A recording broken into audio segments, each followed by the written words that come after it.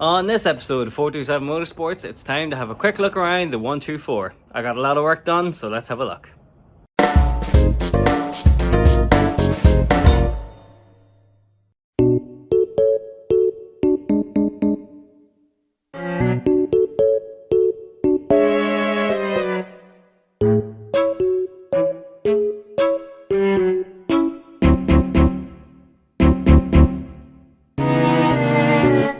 So before we go any further, yes, this is the part where I say, check out the Patreon if you want to get involved and support the projects and stuff. And yeah, I know it sounds weak to say, but it is one of those things. If you're not interested in a Patreon, there's t-shirts and stuff as well. I'll put a link and a picture or two here so you can get a look. Anyway, let's have a look around the Merc because that's all you really care about. So, as you can see, the front end has been worked on. I can't remember what was in the last update, so let's start from scratch at an overall look. So on the inner wings here, thankfully there was no rot, so we've got them buffed back, stone chipped, painted in 512 almondine red, lacquered over, and it looks the business. The bonnet I've started to sand. This bonnet was so bad I actually started with 60 grit and then worked my way up to 400 just to get it even slightly smooth. It's still not quite there yet because I just did it one time when I was bored. I shouldn't really be sanding yet. I should be working on the bodywork. But anyway, that's something. Did a little bit of bodywork around the back here as well. So I've epoxy primed and regular primed and buffed it all back and stuff like that. Happy with how it's going to turn out. If I keep the rest of it looking like this, I'll be fine. There's one little gouge there which I need to take out, but you know, we'll get there. One thing that's finished, and I can't remember if it was finished last time, is the window on that side. So you may remember this was completely rotten. Just didn't exist anymore, so Dad really got stuck in and has got that all sorted, and I think you'll agree that looks as good as new. Shout out to Trabin for the panel on that one. The diesel tank, it is out. It has been butt back, cleaned, checked that there was no holes or pinholes or anything like that. Then I painted the top and stone chipped the bottom. Sprayed a little bit of Lanagard on the top, but I've run out. I've ordered more, so I've got as much as I could on there. Just wanted to get that done before I stick it in. Now you may be thinking to yourself, also here's this sneaky little pic of the Subaru. You may be thinking to yourself, there was a subframe on the floor last time. And yes, the subframe is here, but now it's back on the car. And doesn't that look damn good under there when you compare it to how rotten it was before? So I haven't fully finished, which is why that right hand side there isn't done. That arch pocket is. But look at that.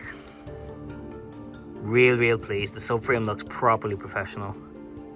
Now, I was asked by an Instagrammer to talk a little bit about what I've used to protect the underside of it, so let me run it down for you. So this is my box of goodies. Shout out to HB Body. Now, again, I bought all this stuff. Nobody wants to sponsor me just yet, but you know, they make good stuff and I use it a lot. So after buffing the underside of the car down, I painted it with 4:1 epoxy primer. So this is a 2-stage, which means buried in here somewhere.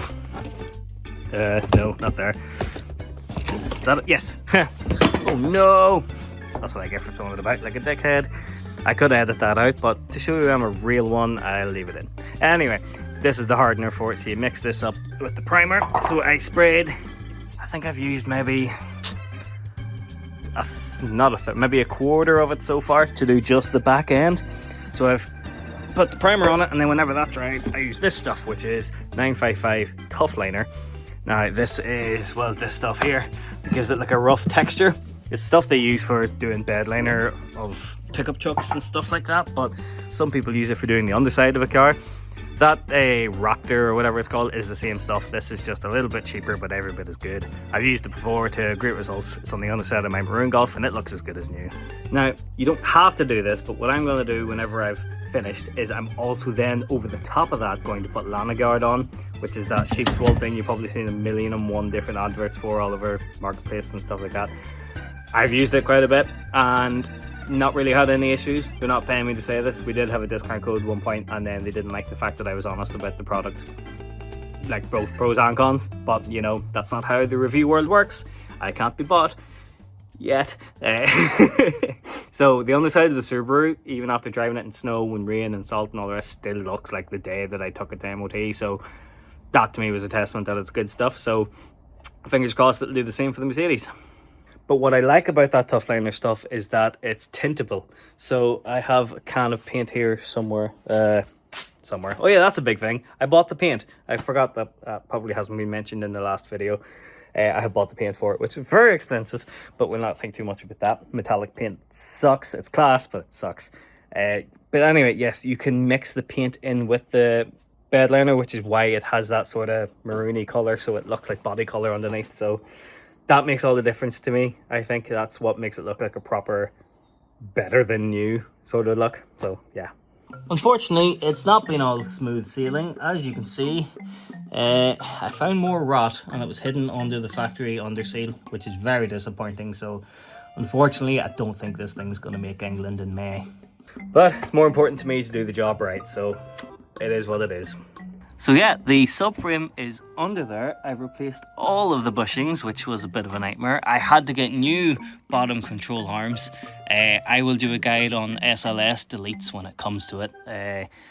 New bushes all round, even did the diff bushes. So this thing has no old rubber anymore. Everything is brand new, which is fantastic. This should really drive amazingly. I can't wait. Bang on the ground here. So on the subframe, I buffed all back and epoxy primed it as well, and then I put black stone chip on top of it, and then Lanagard over the top of that, just so you know how I protected it for that guy on Instagram.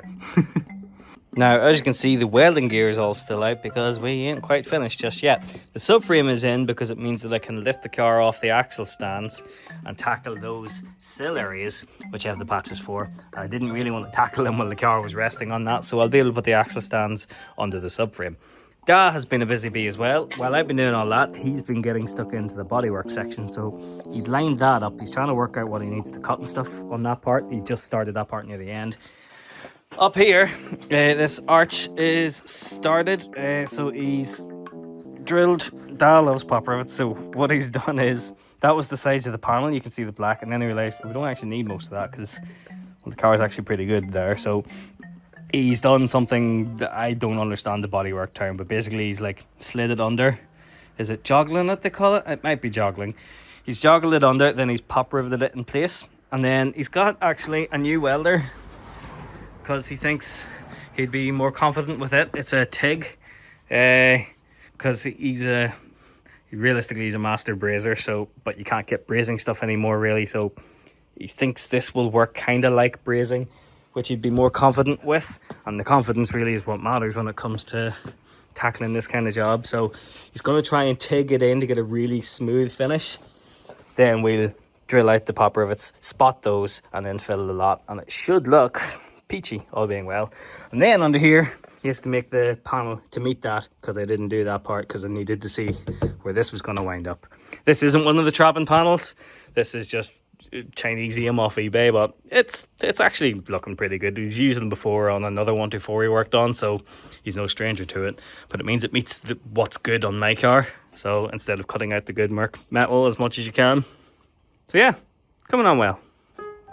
I also finished the interior, put some soundproofing stuff in, but it doesn't look great right now because we've been working on it, so it's all dusty, but I'll put in the photos of it looking well, so you do know I'm telling the truth. We're looking into fitting the tow bar at the minute. That'll be the next job. So we've got the right-angled drill, which I didn't know was a thing, to be totally honest with you. I didn't even know he had one. And he has to drill the brackets in there. It's overly unnecessarily complicated compared to the Volkswagens, but hey-ho, that sounds just like a Mercedes, doesn't it? So there's still lots to do, but it's being done right. And I could have had this done a long time ago, but I mean, I'd be continually working on it, and realistically, what is the point? It's got its designated time in the garage, so might as well do the thing properly. So yeah, thanks very much for watching. This is 427 Motorsports. If you like info videos on cars and history and stuff, check out the channel. If you like working on cars, check out the channel. After this, they'll be back to the Volkswagens, and they will be informative videos. These have just been catch-ups because really trying to just get this thing done. Other than that, yeah, Monday nights there'll be streams and stuff now, so feel free to check out the Discord and Patreon and all the rest. I'm rambling now. Thanks very much for watching. Good luck.